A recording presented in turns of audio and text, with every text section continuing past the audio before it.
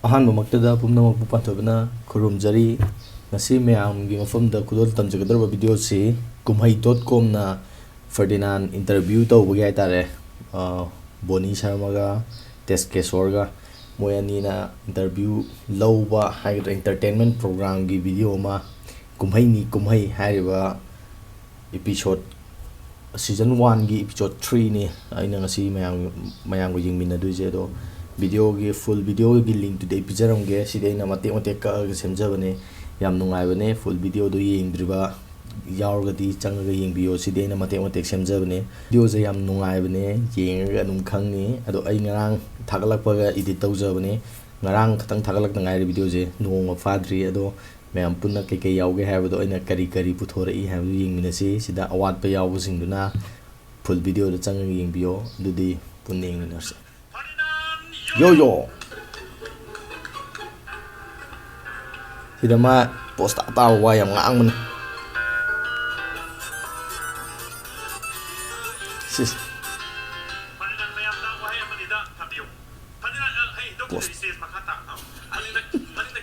hello friend, I meet you jadi ko kara adna friend aina mayam bu di library ba tinbiri mi ai sibo aina ikai khuna bulen nan nong ko phonok sari kumheini.com yam cham mane invite to patagi ai music lak sabani adu matam sida aina thoram sida sruk ya zabani mayam nai bu nusibiyo adu mayam na ai bu kari hani kitang tayo na bu od oina khanbi bu siawi adu mayam na sumaina khanbi no isama normally aina acting ya habi mayam na ka thasabiyo ko aduna acting oi bagi isa normal oi bagi ngasi kumheini.com ai bu invite to patagi hausi aina stage normal oina lai sina talk to na mayam bangda aina wa ngang li se khangbiyo ne haiseri ai bu sibiyo so facebook ki like tagi sida entry door pa sa akan sika ke to kamai to no ai tawa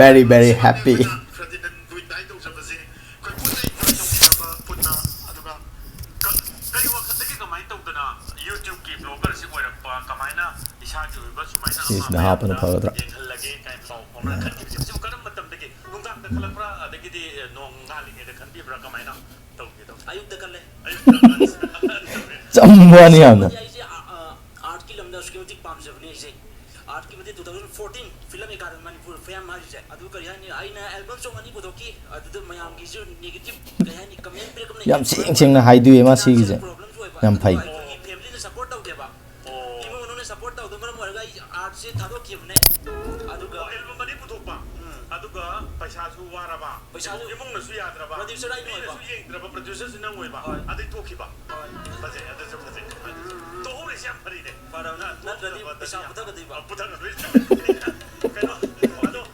parna sai kyam sure tawre sia blogger ki sia ai sai me phadri ai se mata thadru ko asmana live ta kap khiu da ningjangi follow di yang bre ai de more than the YouTuber da around YouTube ta ai dong adigai page oi hang ko around 8000 9000 followers lai auditi kari khanbi di masi makata na ai di society of our town sin tong manai se ko aduna ko ga dai sabon ai gi oi ba hingna ba gi pandam thabuk me apse fit wa tung dai di social gi society thabuk to jagani laita lai mayam lai dana hausia moi dam ta khara ka thok ngam ba mi ma pong na ba di kai khara mi dam ta ka thok ai ba jeng sai na tra adu oi ba pa me ba asi mai pok la badi kaino ga taw jam post ta ma harak pus ai na jeni di social media Facebook le WhatsApp le Twitter le ko ayam ba si niom sum sin lo niom sum da di gari no ai de cyber na su fan pu yai sida di ek rule mayam le IBC mayam le ko adu mayam pan la ga fa no si ala le ni hawai dong nu san ya bi bra my like it ya bi bra kara kara mayam na di kra kham gi re ba ko pa ki phau ri ba o sing ha de ko o si si de ga se kra kham bi ba adu na fa ai ji ji ko fa ba ngam tri in nei khai wan sai yam tang khudong hana tang ta sin ma tiam tong or su parina hoi adu ta sakri bra koi nangi YouTube ke blog da on to present tong de bre sakri isangi 100 oh sai sakri se ai ni mayam sai ai sai su ban ru sak sai ko adu mi na daning de bai sai sai Sauri, Adi, Lebani, we say, China, we say, Nucino, the kind of Sangonjali. F, okay. F5F. Finally. Mayamda in the secretary says Isana Subamba, Adu Isana Isavani, Adu set song high dive, Mayamna Talio, Nusibio Hazari.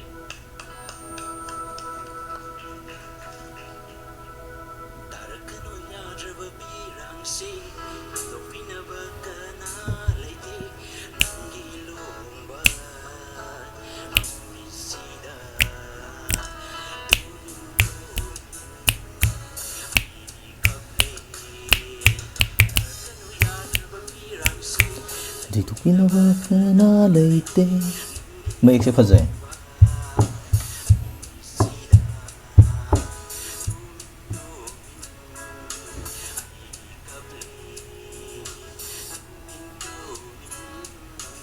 Ay di kaple.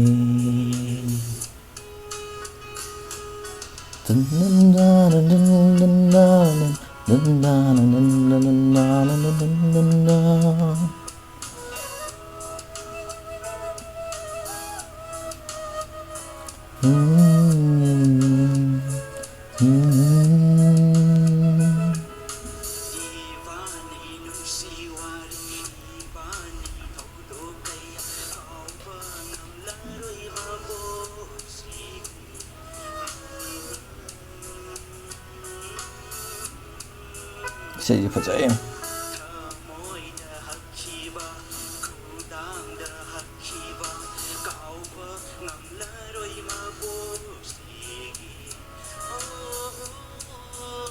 Yes.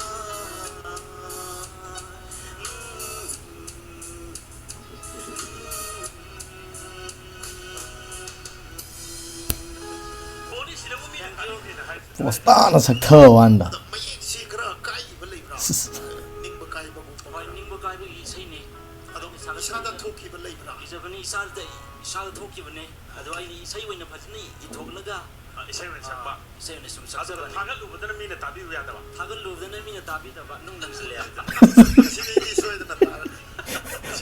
Fazana sakta wanda.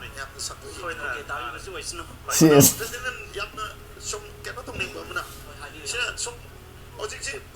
Ferdinand the popularity is Marina form form.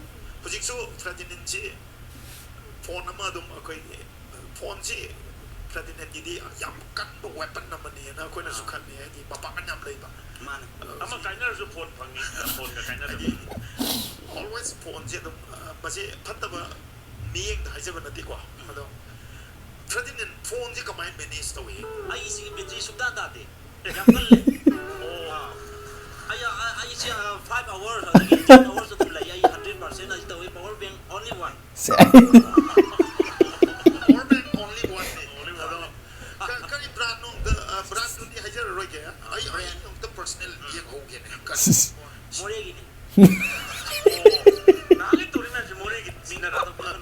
Mindi ba to bigyan mo?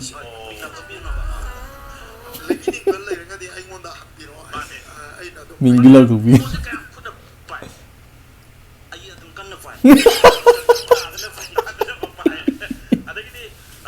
Ferdinand Ponjet had it for the lab. Bony. And then I'm no wife. No one the message live carrying the live chatting that carried in a quam.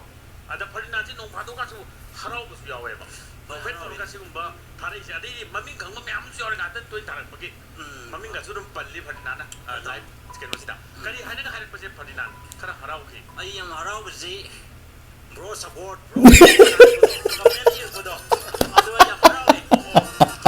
Support. I put up. Quite a sounding basically. Sounding what it is. Subto yin this.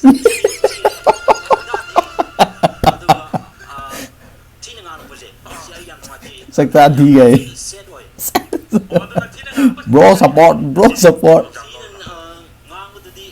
Microphone at home.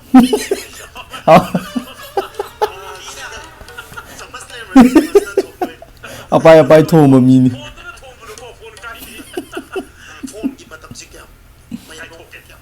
Communicate the idea, business, internet business of Nico. mass media is the I see them 24 hours I didn't see. Ado me at the phone is to Toro Grandena. Oh, Ado number countable. When number B, Ado I, what is Hanabit and very country.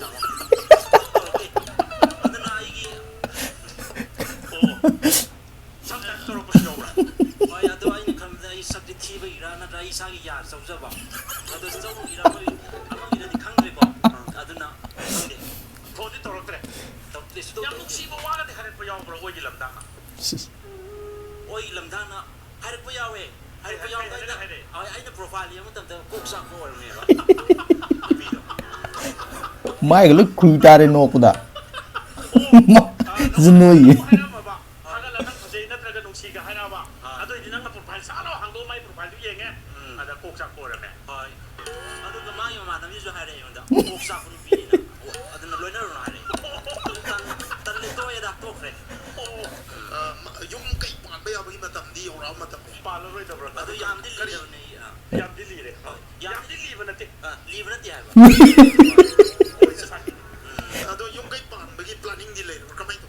Planning after 2 years. 2 years, ngakpiyu aduga ini part 1 tabs ni all money.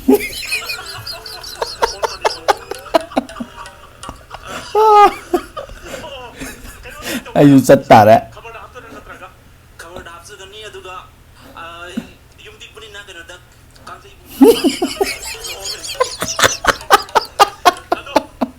Ado di part 1 pagka poyeng tar online tar ko yung WhatsApp kumbada. Being out that.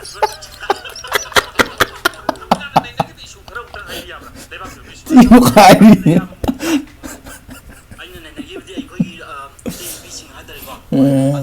So,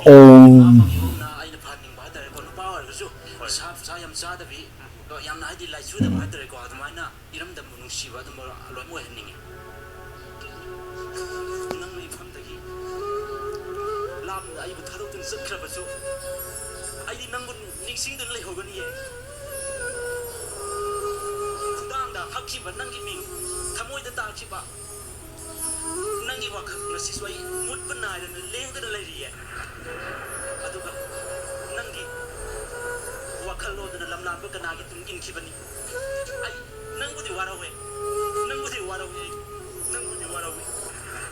yo aga sare ne lekho pirak se to kai thamoi da gi ta uzan hoji gi dialogue in fajaye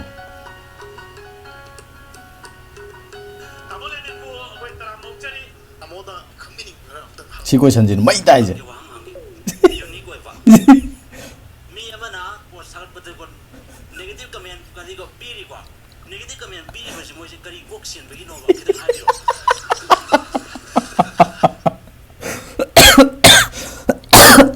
Ferdinand Yoh Yoh unabagi video sam nungai adu magi sida mana ngak thok chak torakpa adagi tok thorakpa khudingmak se thamoi dagi loi tawi yam chamna aduga magi sida dialogue ama ju yawbani adu lebak ningbagi adu jam phajabani ado aina adududi lokthoga sigi joina hapjabani yam changba yadamni na video je do yamna phaje magi acting adagi man isai sakpa isai do yam phaje aduga ma ai kaina bagi oina dialogue torakpado adudo adi isada adum pale yam phaje magi video jingche ado makha taba second episode chungjo shoidna thagala ni khalle athu da thagat piro na jo hajari adu mayam punna adu muk ngai minar se ngasi di panthoi bana matang soida mayam pumna bu kaina na ba khurumjari